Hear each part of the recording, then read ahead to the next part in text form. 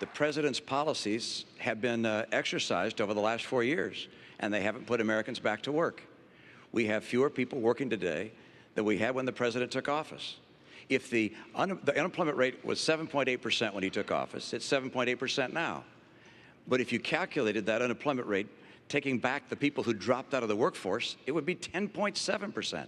We have not made the progress we need to make to put people back to work. That's why I put out a 5-point plan that gets America 12 million new jobs in 4 years and rising take-home pay. It's going to help Jeremy get a job when he comes out of school. It's going to help people across the country that are unemployed right now.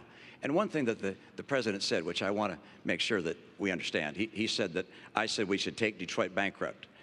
And that's right. My plan was to have the company go through bankruptcy like 7-Eleven did and Macy's and Continental Airlines and come out stronger. And I know he keeps saying, you wanted to take Detroit bankrupt. Well, the president took Detroit bankrupt. You took General Motors bankrupt.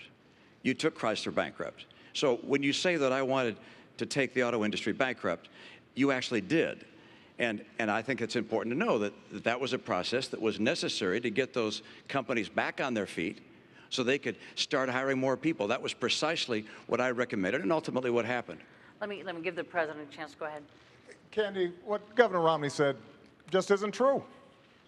He wanted to take them into bankruptcy without providing them any way to stay open. And we would have lost 1 million jobs. And that, don't take my word for it, take the executives at GM and Chrysler, some of whom were Republicans, may even support Governor Romney. But they'll tell you his prescription wasn't going to work. And Governor Romney says he's got a 5-point plan. Governor Romney doesn't have a 5-point plan, he has a 1-point plan. And that plan is to make sure that folks at the top play by a different set of rules. That's been his philosophy in the private sector, that's been his philosophy as governor, that's been his philosophy as a presidential candidate. You can make a lot of money and pay lower tax rates than somebody who makes a lot less.